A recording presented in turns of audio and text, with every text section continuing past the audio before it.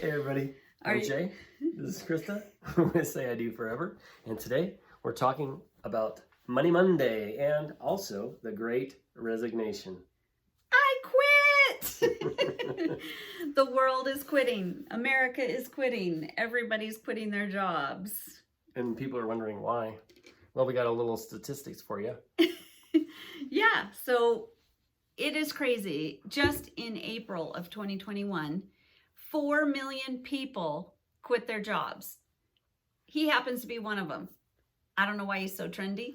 He's always on trend. I'm flattered that I'm trendy. But can you believe that? In America, 4 million people quit their jobs in 1 month, April 2021. And I wonder if that has to do with the fact that it's 1 year from the time we were all kind of locked down. It took us all a year to kind of come out of the coma and go, wait, what do I? What do I really want in life? What's more important, money or happiness? Well, some other surveys. Microsoft survey just a couple months ago, over 40% of people polled said that they were about to quit their jobs. So that was like about a month and a half, 2 months ago. I'm sure. I wonder what the numbers are this month. 41 million. 41 million. And it's just part of this trend of there's just so much turmoil and there's so much anxiety, and everybody's kind of come to the place of, what's important. But we're going to talk about that some more. Another huge statistic, and I can never say that word. Statistic. The statistic she's going to say is February 2020. It was women outnumbered men in the workforce for the first time in U.S. history. So there were more women working in the workforce across the country. In the U.S. history. Wow. First time that's ever happened. Isn't that insane? However, right after that was COVID, and now there's a huge number of people, women, that have actually quit their jobs and gone home. So I think that's kind of flipped it on its side. People, we've been climbing that corporate ladder. We've been trying to, earn that bigger paycheck, have that bigger title, have that bigger house. And suddenly a crisis happens, and it makes you all realize what's real in life. What's really important? What's important. Yeah. So, who's to blame? Watching all of, all the different YouTube channels. Let's go over the 4. Count them, 1, 2, 3, 4. Yeah. So possibilities. There are many. Yeah, there are 4 different possibilities of who is to blame. The first is employers. A lot of employees are saying they've been unhappy this whole time, that it just was COVID that kind of made everybody realize that. And I think that's a majority of people working anywhere, anytime now anyway. The majority of people are unhappy where they work. They work just so they can get the paycheck to pay their bills, and they feel like they're basically stuck, but now they're quitting. Now they're taking a stand. They're choosing to go do something different that they enjoy, something they're passionate about. Some people are saying it's, the employers that they're requiring people to be vaccinated when they don't want to be vaccinated. They're saying that they're requiring them to come back to work to the office when they've kind of gotten used to working at home. Yep. Other people say, well, they're having us all work at home, and I'm an extrovert and I want to work outside. I want to be around people. So they quit the jobs. Some people are saying that the employer is making a bad environment, or there's, workplace drama that people don't want to return to. But being an employer at one time, and you actually were a boss at one time. Yeah. It's a little of each, because you had a boss over you and you also had people under you. And that brings us to employees. Is it the employee's fault? Some of the employers are saying that it's the employee's fault that they don't want to work anymore. They, don't want to work as hard. And I think it's not the employees blaming the employers totally, but I mean, who doesn't want a good work environment when you're at work? I mean, who wants to be oppressed or, be forced to work 12-hour days and you signed on for 10-hour days or 8-hour days, and, you work the overtime? Well, that's great, but how much does the government take out of your check, tax you like to death, and you don't see a majority of all that overtime anyway? It's a lot of work for, but yet you're still going to get hit again on your tax returns. Mm-hmm. So, I mean, you can't totally blame the employer, and you can't blame all the employees. They probably, more than likely, are just unhappy. Okay. So, is it the government? Because the government, a lot of people are blaming the government because they've been paying money for these people to be unemployed, and now these people don't want to go back to work. So that's on some of the different forums that I've been watching. Some people blame the government for and that could be the case on some levels. That could be the case because a lot of other people, not me, I have my health issues I'm dealing with right now, and that's why I'm here. But this is a hiatus. I'm going to return to work, Lord willing. And I think a lot of other people that have taken the government bailout or handout money have enjoyed the time off, and now they don't want to go back to work. It took Krista and I went to McAllister's the other day for lunch. That's what triggered this video. And it took us forever to get our food. But in their defense, their employees don't want to go back to work, and they didn't return. And so now they're hiring, but what about when no one wants to go back to work? You've been to McAllister's. We love this little sandwich shop here locally. And one time you went and it took them forever to make the sandwich. The next time we just went a couple days ago, and their entire dining room was shut down, and it has a big letter on the front that says, due to the lack of employees, our dining room is shut down. So you could order online or call your order in, and then you can pick it up and bring it home. We ended up sitting out on their patio, but kind of unattended. They just don't have enough employees to... Yeah, it's insane. It's insane. Mm-hmm. I didn't see this coming, where everybody who got like the handout to help them get by maybe got more money than what they normally would have made, and now they're like, oh, you know what, I'm just gonna stay at home and collect from the government and get my free money. Well, that shouldn't be the case. Everybody needs to go back to work. Whether people choose to take the vaccination or not, or wear a mask or not, that's up to the individuals, which we all have seen the country divided on that one anyway, which teach his own, whatever. But I don't think the U.S. should, this is my opinion, I don't think the U.S.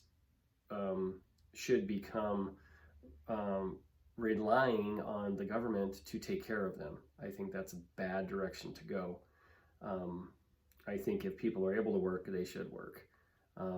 Like I said before, this is a hiatus I'm taking, and I will be returning to work. And you're not getting paid for it this hiatus. And while I'm here, I'm not getting paid. I'm not getting any money other than the stuff I'm selling on eBay that we have here at home. So there's a difference. Okay, so let's go and look at our fourth option. Is it COVID that the reason why everyone is quitting? Do you think that everybody was happy in their jobs, and then suddenly the change with COVID has just made everybody shift? I think the lockdown, I think it stirred up something in the American people.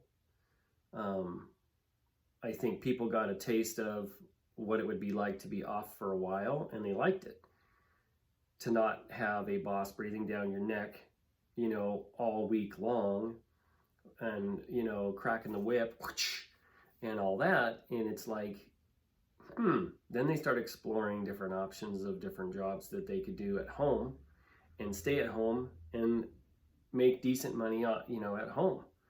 So I think COVID probably was a deciding factor on a lot of Americans that now have chosen to stay home and not go back to their old job. And it's kind of a catch-22, because if people don't go back to the other jobs, then nobody's going to be able to go out to eat, because there's not going to be anybody working at the restaurants, and it's going to be interesting to see how our economy does over this next year, with everybody deciding to stay at home and not go work outside the house. Like Krista was saying earlier, I don't know if she said on the video or not, but we were talking about people that work at jobs. Now the companies, the employers, are allowing them to work from their home, whatever the job may be. The more physical labor jobs, you can't work from home, obviously, but any computer jobs, any telemarketing jobs, anything like that, data entry, anything like that, it's probably easier on the employers to just have the employees stay home and work from the house, as long as their performance is at, par level or higher, just like when they were at their place of business. Then it's probably helping the employers, because now they're not having to pay for the lights on in their big building that they have. Let's talk about and that everything else for a minute. Let's talk about all the different scenarios. And I just think that it's not one of the four. I think that there is a lot of different levels of things going on. That's because you're medium. I'm medium. That's right. I like to look at all angles and all sides. And so, although I can see that some employers are at fault for creating not a great workplace, I think there are a lot of employers that have created great workplaces, and they're still losing jobs. Sure. Although some employees probably are enjoying a little unemployment, others want to go out and work. I think there's many scenarios, and I don't think the government's fully, responsible. However, you also don't want to bottle feed a baby too long, or they can't take care of themselves. And also COVID. I think COVID is something that triggered something that was already in our culture and already deep. And, I think our culture was in a burnout stage. Workers are just working hard and tired. And, we work long hours for a lot of stuff, for big houses and for fancy cars that we can't afford. Yeah. America just has got a consumption thing going on, and I think there's been a backlash. I think every big tragedy kind of has a backlash or big event. If you think about World War II, is it? Yeah.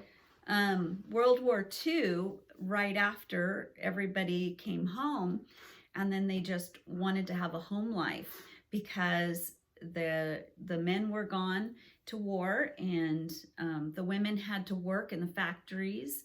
And as soon as they came home, we have the baby boom. So anytime there's a big crisis or a big event, then there's always a backlash or a opposite. Same with also decades or generations. Yeah. So you have your 1950s.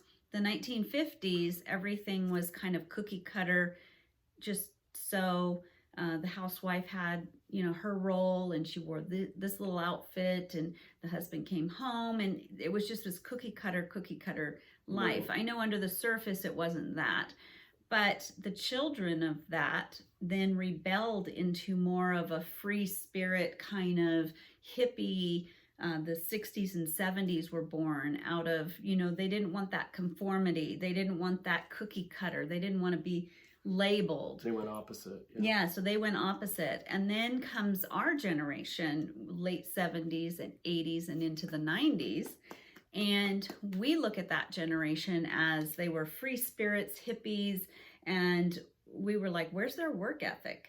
And we want big houses, and we want big cars, and we want, so that generation flipped to all about the money and the real estate brokerage and the, you know, the doing the stock market. And wearing beepers and all of that kind of stuff. And then there was a backlash after the 90s into the 2000s where that next generation started saying, hey, I'm working for the man and it's too much work and it's too chaotic. And they kind of had a backlash. And we've kind of, even before COVID, have had this feeling of people are starting to go, I want to live in a tiny house. Less is more. I want to have a minimalist, lifestyle. The minimalist attitude. I mean, even Krista and I, we came from, the 5-bedroom, 3-bath on acreage, and that was overrated for her and I. It was a lot of work. It was overwhelming. We thought the power bills. We thought that would be a great place to have. I mean, for such a time as that, while the kids were in high school, it was great. Or junior high and high school, it was great. But the bigger, the better. But now, we're like, we have a tiny house, we have a tiny front yard, a tiny backyard, and I like that. It's less hassle. It's just less is more. Yeah, the tiny house and tiny life, smaller is better movement.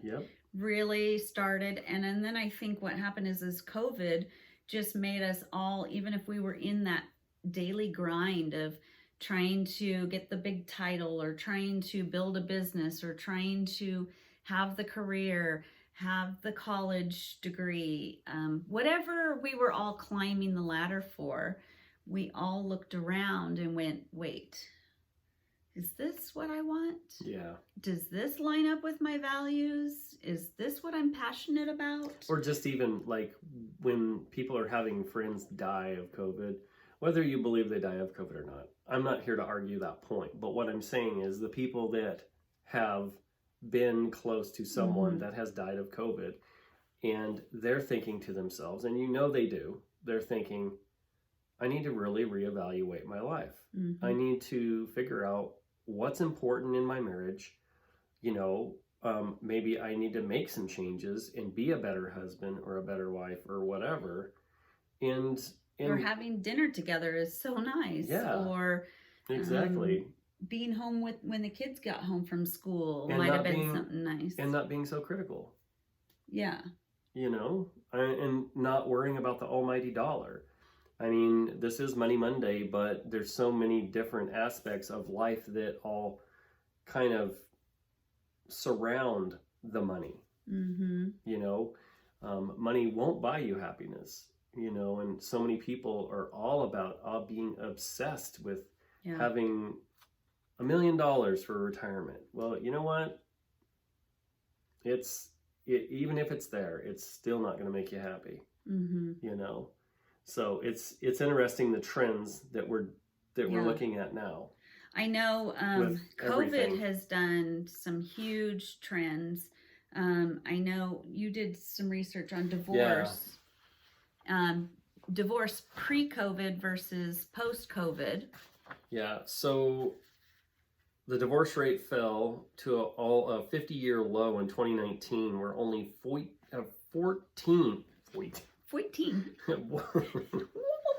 Like a cartoon character. Oh boy.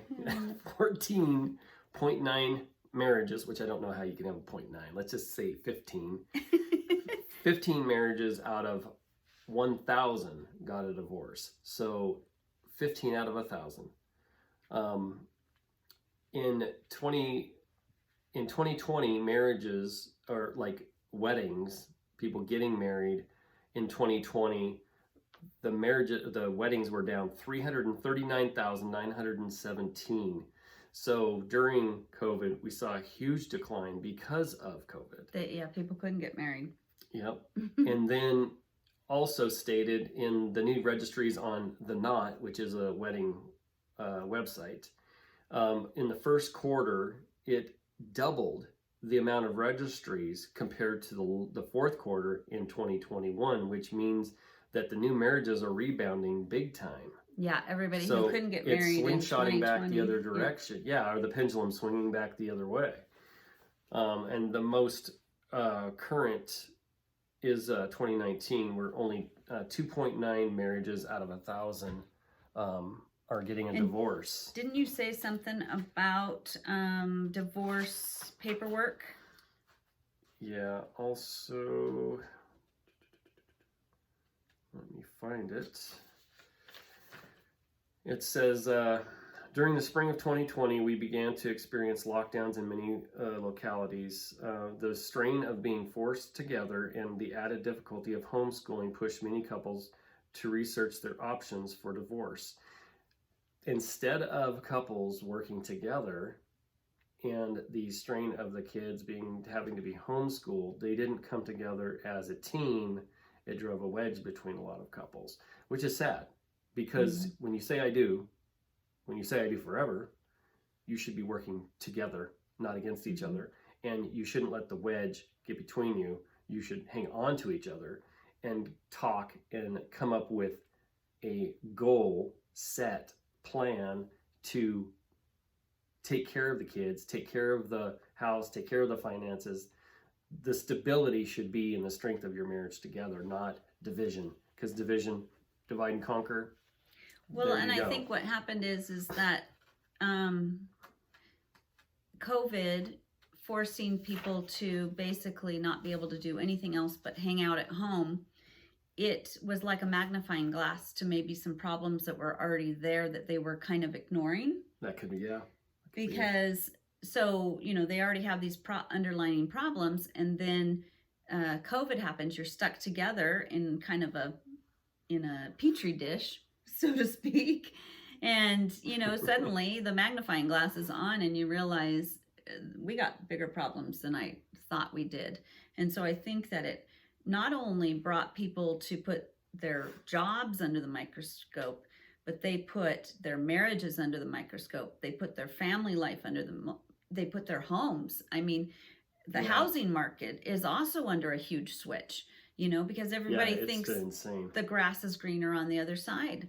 So people from our state are moving out of state. People from out of state are moving in state. And it's crazy. Yeah, everybody's thinking it's better somewhere else when it's not. I mean, unless you live in a high crime city like Chicago, it's not. I'm sure there's some cities that were a little scary with the riots and some of that stuff, and I know that. Well, yeah, I mean, Los Angeles, I get that. I'm just saying, if they move from, say, Boise to Twin Falls, you're really not. It's not that big of a difference. Yeah. So, but it's not always greener on the other side. It's not always greener on the other side, but yet this whole thing has been good and bad. Right. It's had people, change things thinking that they'll be happier somewhere else.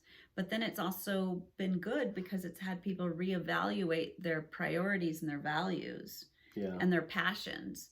And some couples have actually gotten closer because of the pandemic. Maybe you didn't have a lot of time before the pandemic to spend together. And now we have peace. So I have one more statistic, which I thought was interesting. This is 5 states in the United States, 5-state samples of trending less divorces, and then 2 that trended higher on divorces, which I found this interesting. So in Arizona, Rhode Island, and Missouri, the divorce rate is plummeting. They're going down less. So go figure. Arizona, Rhode Island, and Missouri. So you got one southwest, one northeast, and one in the Midwest, sort of. And so you've got those 3 states with divorce trends going way, this graph, it's like going way down. And then trending on more divorces, check this out. Oregon and Florida. Now you tell me, Comment down below. You tell me why those two have seen a skyrocket of divorces and the other three have seen a trend down. Interesting. Yeah, I thought so. I'd love to see everybody's comments on that. Yeah. And maybe comments on how COVID has affected you. How has COVID changed your perspective, changed your view? What did you put under the microscope? What did you, and it may be your job. It may be your home. You may have changed your home because you're like, you know what? Now that I've spent a lot of time in this home, it does not work. Yeah. Or now that I'm bringing my work home, I need a different space. Did you change your family values? Did you change stuff in your marriage? Yeah. Gosh, that'd be really interesting to see everybody's comments on that. Well, and I think when you have COVID and you have, death hitting close to home, I guarantee you that marriage is, married couples are going to be rethinking, have they been that nice to each other? Can they show a little bit more mercy and grace? Do they have to be so critical of their spouse? The husband that's going out and buying a bass boat, did he really need to buy the bass boat, or should he have just put the money in savings? Where's the money best put? You know what I'm saying? It's just, I'm sure that couples across the United States, let alone the world, but across the U.S., I'm sure that they've took a step back and looked at where everything's at with their spouse and thought, can we do things better? Yeah. More than likely, we can do things a lot better. I think there's always room for improvement. So I think that's why a lot of people have made these changes. Does this job line up with my values? Does the money matter? Does the money matter? Is all the stress this job gives me worth, the money that they're paying me? Could I do that better in a different way? Did I ever really want to be in this job? Or did I just take this job because we needed to pay bills? And now that I've, had time away from it, do I want to go back to it? Or do I want to go back to school and change my vocation? And who doesn't want to get away from a job that you have to have a big thing of Tums in your desk drawer that you have to chomp on 2 to 3 times a day just to deal with the acid in your stomach because of your stress? So let's talk about that. That brings us to, how did we become part of this trend? We've never even been that trendy. And I feel like here we are, we didn't even know it. We're part of the trend. Yeah. I closed down a business and you quit a job and unexpectedly, walked away and said the money isn't worth the stress. And it was a good paying job. Yeah. Yeah, it was a really good job. But on that, when you ask for help and you never get help, there's a reason why you quit your job, because you can only keep trying to be the squeaky wheel so long, and then you've had it up to here. You're fed up. So that's and having the celiac disease and central sleep apnea and losing all my weight and all and that. And the back problems. Yeah, that plays a lot into it. But do you think COVID changed your perspective at all? Do you think it added more stress because you had to continue to work? Yeah, I think when you work with people that don't care, and they didn't want to wear a mask, whether you believe in the mask thing or not, it doesn't matter to me. But when you don't have people that can't respect when they're around you, because you have close talkers. You have really close talkers, and it's like, dude, you're in my space, back up. You want to talk to me, that's fine, but back up. Get the 6 foot distancing at least.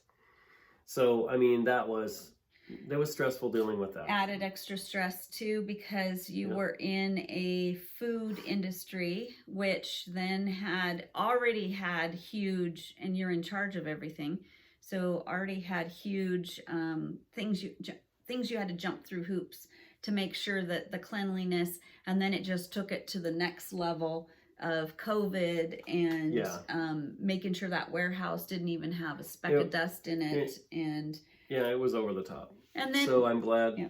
I'm glad that I'm where I'm at now. Like I said, it's a hiatus. I'll go back to work here pretty soon.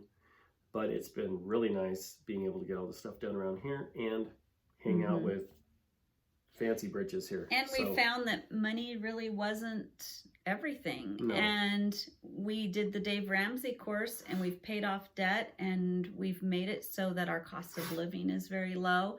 Yep. So it's easier. We bought not an official tiny home, but a small home. Yeah, it's 1,000 square feet. Where we used to live was almost 2,600 square feet. So we're 1,600 square foot less. So we save on everything. Yeah. Including my vacuuming time. Exactly. And I love our power bill. It's amazing. Yeah, and mowing and vacuuming time is nothing. Yeah. Yeah. So, so we've made some changes, and then I made changes because of closing down a business. And retiring, yeah. And ironically, we were kind of ahead of, even though you landed in the month that they are, saying April 2021 and everybody quit their jobs. So you trended, but I actually was thinking of this 2 years before all of this went down. It took me 2 years to continue or to do the process of shutting down. So it was probably a full year before COVID that, we made the decision actually right before COVID. It was like I was thinking about it all that year and really praying over it and pondering it. And then we made that decision, I believe, like January or February of 2020. And then when COVID shut it down, I knew I still had to make it a year, but it just made it easier, believe it or not. Yeah. It made it easier to have employees kind of move on. Well, and she had to finish out her lease too, so that worked out good. Yeah. So I'm kind of the slow and steady, and you are the quicker. Like you can.